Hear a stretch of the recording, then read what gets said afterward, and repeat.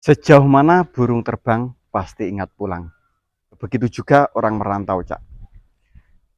Berapapun lama waktu merantau, pasti akan pulang ke pangkuan kampung halaman. Dan, nah ini yang masalah clash ini, terkadang orang-orang merantau itu yang pulang, terus kebingungan. Waktu di kampung halaman itu arep nyambet gawe opo. Jadi, ini Kabar Pucang Laban akan mengetengahkan sebuah kisah yang barangkali bisa untuk menginspirasi panjenengan semua para bakal calon TKI BMI yang saat ini sedang bekerja di luar negeri.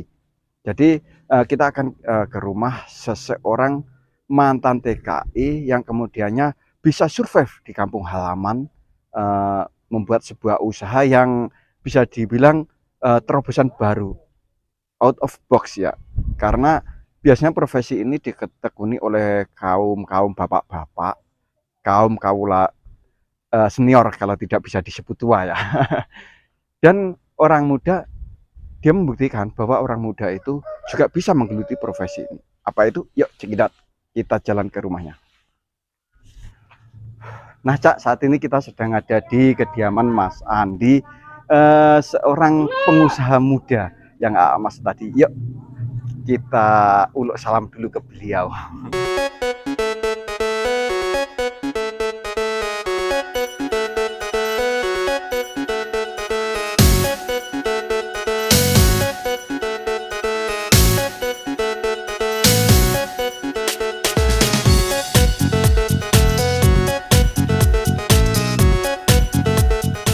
Dan saat ini beliau sedang ini persiapan postingan ya, persiapan posting untuk dipasarkan di Facebook ini. Jalur milenial menggunakan internet untuk hal yang produktif ya, bukan hanya sekedar konsumtif. Ya. Assalamualaikum Mas Andi. Waalaikumsalam. Pripun kabarnya? Sehat selalu. Alhamdulillah. Lagi sibuk ngapain ini Mas? Setengah sibuk ini. Oh. Masalahnya mau ambil gambar satu persatu, tapi sekarang kondisi masih makan. Oh iya. Belum bisa. Iya ya. Bisa mengganggu waktunya sebentar nggih? Mau ngomong-ngomong sharing-sharing gitu untuk ya siapa tahu berguna sebagai inspirasi kamu para pemirsa Kabar Pucang Laban nggih. Okay. Oh, bisa nggih, monggo. Kita duduk di mana ini? Sini ya. Oh, monggo. Alhamdulillah akhirnya bisa ngobrol-ngobrol bareng nyowante ini. Karo rokok tak ajak kan pas. Rokok ya. Gimana toh Mas Andi ini lara-larai kok dulu kan yo kerja di Malaysia. Ya. Terus balik ujuk-ujuk biasanya wong nom ki bisnisnya sing milenial ya. Bisnisnya sing milenial lagi kok ujuk-ujuk malah neng wedhus sing identik para glantik-glantik ki wis para kawula sepuh, kawula bapak-bapak ngono. Monggo. Pripun ceritane niki? Awal cerita Mas ya. Gini. Dulu awal cerita memang dari kecil saya sudah ada pembelajaran dari orang tua ya. Itu sudah diajari pelihara kambing. Awal waktu saya masih kecil, masih sekolah dasar. Setelah tamat sekolah, saya pergi merantau ke negeri jiran Malaysia. Merantau di sana 10 tahun ya. 10 tahun. Kerja ndek apa Mas ndek sana tuh? Kerja bangunan Mas. Bangunan. Bagian plester apa ripe-ripe apa melok tani? Dari bawah sampai atas. Oh, 0 sampai serah. Setat sampai siap. 0 sampai serah terima kunci yo. Iya. Berarti pengalamannya di bangunan jan luar biasa, Cak. Tapi bahasan mulai orang kerja bangunan malah apa ya? Malah istilahnya gawe objek sing wong nom nggak kepikiran. Ya mungkin nggak kepikiran atau juga bisa adu gengsi, wong nom gengsi arep ngene iki. Iya toh? Iya. Nah, terus anu Mas. Iki yo mulai ke Malaysia. Terus wis awalnya wis duwe basic dari ngingu kambing dari orang tua. Iya. Terus berarti ke Malaysia wis mematapkan aku mulai arep objek kambing. Gitu. Terus entah apa sing masuk segmen apa ataupun masuk pasar sing ngendi durung kepikiran. Maksudnya ya kaya sing saiki digeluti khusus kambing muda. Biasanya kan lek jenenge blantek ataupun bakul ataupun pengusaha kambing itu dari embek sampai gede ngono. Iki kan sampean khusus iki. Khusus. Bisa diceritakan kok nyapa jipuk sing khusus kambing-kambing cilik. Lebih ekonomis, Mas. Lebih ekonomis. Nah, masalahnya gini. Jaminan modal banyak sama sedikit, hasil pun tidak menjamin, Mas. Modal banyak bisa penghasilan dikit. Itu hal biasa banyak kita temui gitu. Modal dikit tapi hasil banyak juga kita temui. Kan saat ini kan ada ya Mas ya, mulai tersegmentasi semenjak era modern ini. Coro ngopeni wedhus itu ada yang spesialis kambing muda, ada yang spesialis kambing dewasa, ada yang spesialis lagi itu kambing hamil, terus ada yang spesialis ngawini wedhus. Nah, terus biasanya perawatan kambing-kambing itu jika menilik dunia ikan yang saya geluti selama ini itu berbeda-beda treatmentnya, Mas. Iya. Kalau untuk kambing muda ini gimana, Mas? Kalau kambing muda perawatan memang harus lebih teliti. Masalah dia masih kecil ya, Mas. Masa pertumbuhan. Kita bahas minus sama plusnya. Positifnya kambing muda itu meskipun kita pelihara dikit tapi dia bisa besar. Harapan ke depan masih ada. Beda kalau kambing sudah besar, Mas. Kambing sudah besar itu sudah mentok segitu saja.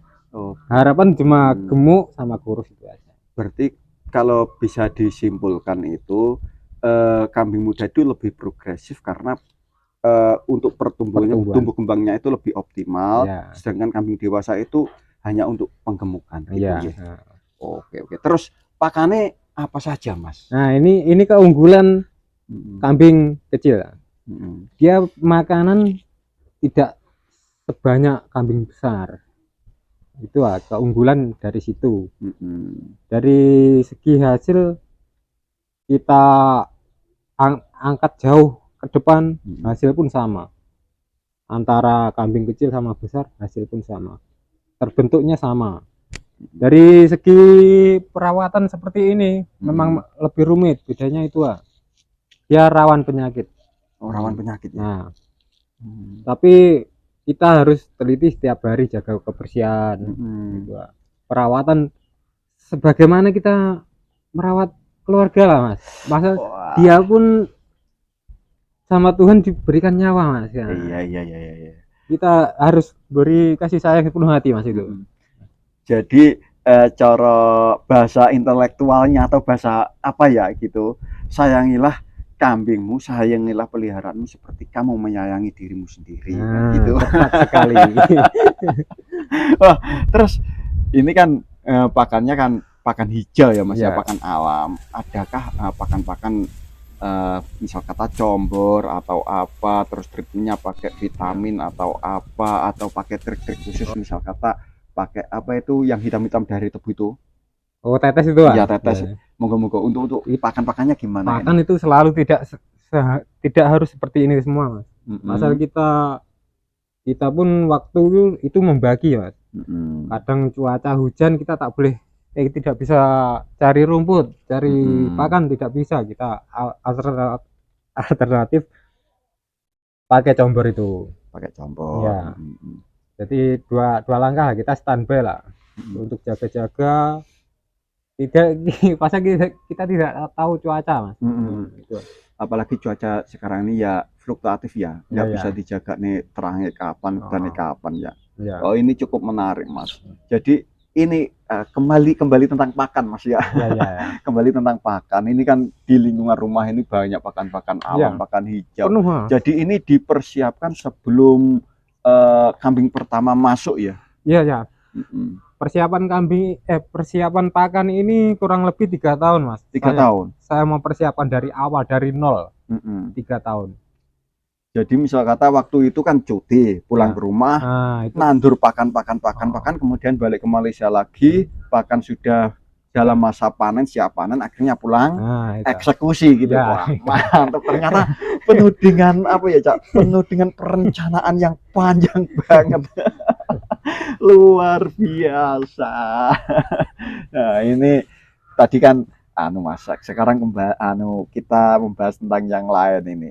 Biasanya kan di sini kan era-era modern dan Mas Andi juga sudah memanfaatkan koneksi internet ya. Jadi internet itu sekarang itu digunakan bukan hanya untuk kebutuhan sosial media alias kebutuhan konsumtif kan. Sudah merambah ke penggunaan yang produktif. Betul. Terus kambing-kambing ini dipasarkan ke internet lewat apa, Mas?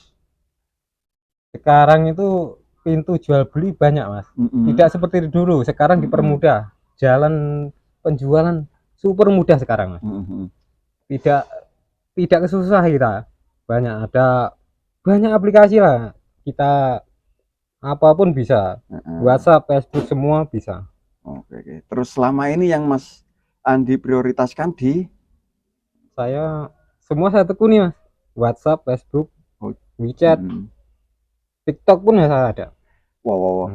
Jadi untuk kontak personnya Mas Andi, nah silakan ini nih Cak ya, Facebooknya, WhatsAppnya, TikToknya ada di sini semua ya. Nih ya, kalau membutuhkan kambing muda murah berkualitas di sini ya tempatnya ya. Oke. Nah, jadi kambing tentang pakan sudah, terus pemasaran di Facebook, di WhatsApp, di TikTok sudah. Terus pemasarannya ini Mas ya. Pemasarannya itu kira-kira Mas, selama Mas menekuni jual beli kambing muda murah berkualitas ini, itu yang para pembeli itu berasal dari wilayah mana saja ini? Luar kota pun banyak, Mas. Luar provinsi ada. Terus pengirimannya gimana, Mas? Pengiriman saya manual, Mas. Untuk sementara saya manual, saya antar sendiri. Diantar sendiri. Iya, kapan hari kan saya pernah lihat itu nganter sampai Ponorogo di daerah mana itu? Di daerah Sawo ya? Daerah atau mana itu? Daerah Sawo ya, benar. Ya, daerah benar Sawo. Sekali Sawo. Terus jika dikalkulasi, Mas, bensin ke sana kan lebih kurang kalau motornya pakai Astrea Grand ya, itu kurang lebih 4 liter ya PP. 4 liter. Itu masih worth it ya? Masih. Wah, luar biasa. Saya kirim ongkos pengiriman itu saya kira 1 kilometer ya. Saya kasih harga Rp1.000, tidak banyak. Cuman Rp1.000 per kilometer. Jadi kalau sampai Madiun itu 100 kilo lebih lah ya, 140 atau berapa. Berarti Ponorogo sekitar 100-an kilo. Berarti 100.000 ya Mas? Iya, benar sekali. Masalahnya gini Mas, saya tidak perlu ongkos kirim, tidak perlu Mas. Saya cuma tukar bensin saja, tukar minyak saja. Masalahnya tenaga masih muda Mas, masih fresh Mas. Oke. Jadi misal kata ya. Harga kambing 500.000, misal kata harga kambing 500.000 plus ongkos kirim itu sudah 600.000 sampai tempat. Lah di sana di Ponorogo dengan spek kambing yang seperti ini yang harga 500-an ribu ini, itu di sana 600 ya sampai sana. 600. Itu di Ponorogo kemungkinan kan lebih mahal dari itu ya. Sehingga orang-orang di sana kan memilih jalur beli lewat Facebook, lewat internet itu. Itulah kelebihan orang memelihara kambing muda itulah Mas. Kita beli masih kecil. Kita pelihara beberapa bulan sudah naik dikit. Kita kasih harga standar. Pihak sana penjualan sedang naik. Otomatis orang sana pasti belanja di sini Mas. Berarti setiap kota itu harga tidak sama, naik turun. Nah, itulah Indonesia Mas. Nah ya, dulu pernah sampai ke lereng Kelut, terus sampai Blitar Selatan, daerah mana itu Wonorejo atau Malang pun ya. Malang juga luar biasa. Berarti masih ada celah-celah yang bisa dimasuki walaupun sama-sama memasarkan kambing dari luar daerah, Cak. Luar biasa. Wah, ini pemikiran atau bisnis-bisnis seperti ini yang diperlukan oleh kapula muda. Ojo gengsi, wah ngarit. Gengsi ramangan. Nah. Nah, ini. Terus, oke. Misal katakan ya, Mas ya. Kalau di logika, oke, kita beli kambing dewasa 2,5 juta. Terus kita pelihara 1 bulan. Dijual laku 3 juta. Ya. Terus kemudian kita dengan modal 2.500 juga dibelikan kambing dapat 5 ekor. Dapat 5 ekor. Dengan 1 bulan kemudian dijual lagi. Ya. Dapat juga 2,5. Ya. 3 juta. 3 juta. Berarti per kambing itu 100.000 ya. Ya. Jadi kalau kita kalkulasi habis pakan kambing 5 ekor ini dengan kambing dewasa yang sama-sama 1 bulan, itu lebih banyak mana, Mas, habisnya pakan itu? Habisnya pakan sama, Mas. Sama kalkulasi juga, sama. Ya. 1 hari 2.000 rupiah, Mas. 1 hari 2.000 rupiah. Itu pakan hijau semua ya? Atau itu kalau sudah lengkap, Mas, itu termasuk campur, termasuk pakan hijau, sudah lengkap itu. Nah, wah, luar biasa. Jadi pakan-pakan itu langsung diberikan gitu, nggak dicacah dulu atau gimana, Mas? Saya ada cacah biar lebih praktis lah kita. Era baru, Mas. Tidak seperti dulu. Jadi untuk lebih mudah dicerna oleh kambing, dicacah dulu. Nah, itu alat-alat pencacahnya diesel pakai berapa PK, Mas? Itu 8 atau 10 ya, lupa saya. Itulah sekitar itulah. Wah, mantap. Terus selama ini Mas Andinya itu ngambil dagangan dari pasar mana saja? Saya dari pasar luar kota, Mas. Luar kota. Wah, tidak, luar kota. Tidak lokal, Mas. Saya luar kota, daerah kota yang harga turun, itu saya pergi ke sana. Oh gitu. Iya. Ya namanya bakul, Kak. Butuh modal, butuh bati, tapi wong tuku dengan harga yang cukup terjangkau. Masih bisa melayani harga terjangkau. Ya, triknya bakul kan begitu. Cari dagangan yang murah biar bisa dijual lagi. Namanya ngopeni anak bujuk. Juga butuh modal juga kan ya. Wes lumrah itu. Jadi gini.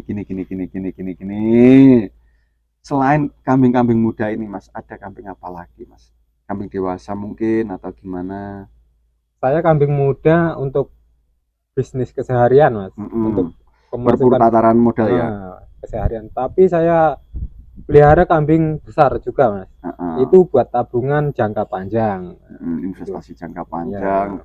Kalau dijual waktu-waktu musim Lebaran itu kan juga income-nya lumayan ya, Mas. Ya, lumayan itu. Jadi dua jalan, Mas. Satu kecil, satu besar. Saya yang besar untuk jangka panjang, yang kecil untuk keseharian. Terus ini stoknya untuk di kandang di sini berapa ekor, Mas? Untuk hari ini kan kemarin kan baru keluar banyak ini. Kemarin baru keluar banyak, Mas. Ada berapa ekor? 10 ekor keluar semua. Terus sekarang di rumah ada berapa ini? Sekarang 8 sama 14 ekor, Mas, sekarang. Oh, masih ada 14 ekor. Jadi sekarang masih ada 14 ekor ya.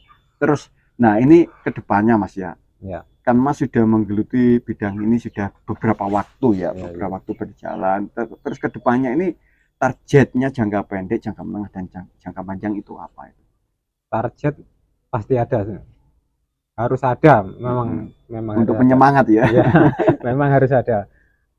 Target semoga ke depan itu saya perbanyak, Mas. Kandang itu saya perlebar lagi, Mas. Bisnis tetap sama tapi diperbesar. Biar lebih bisa melayani konsumen ya. Tepat sekali. Nah, ini kan prioritas bisnisnya mengacu ke segmen kambing muda, Mas. Adakah angan-angan atau apa istilahnya kerentek kedepannya itu lebih memperluas segmen, misal kata penggemukan kambing ataupun tentang jual beli kambing dewasa itu gimana? Atau masih fokus memperbesar, memperlebar yang segmen-segmen kambing muda ini? Nah, tujuan seperti itu memang ada mas, dalam pikiran selalu ada mas. Cuma saya memang masih pemula lah, ibarat masih pemula, meskipun masih berjalan 1 tahun, tapi saya masih menganggap pemula mas ini. Jadi untuk sementara saya geluti ini dulu, seiring berjalannya waktu dengan tujuan itu saya pasti pergi ke sana. Tujuan pelihara kambing besar, penggemukan, pembesaran, peternakan itu pasti. Wah, mantap Cak. Ya, orang kerja itu harus ada target biar semangat untuk menjalani hari-hari. Istilahnya yojo hawa cuman awali hari dengan senyuman. Jon redek lewat ya sarapan. Nah, yang mana Mas ya? Iya,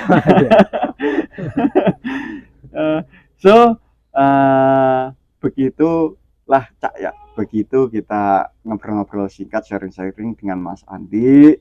Siapa tahu obrolan kita ini bisa menginspirasi panjenengan semua yang lagi bingung ya, yang lagi bingung sok merantau arepe nang omah arepe objek opo. Barangkali bisnis-bisnis seperti ini bisa dipertimbangkan untuk menginspirasi panjenengan semua ya. Bisnis itu tidak melulu membutuhkan modal yang besar. Cukup hanya dengan 5 juta sudah cukup untuk modal awal. sudah cukup, lebih dari cukup itu. Nah, so itu dulu ya Cak ya. Ya wes gitu. Assalamualaikum warahmatullahi wabarakatuh. Ciao.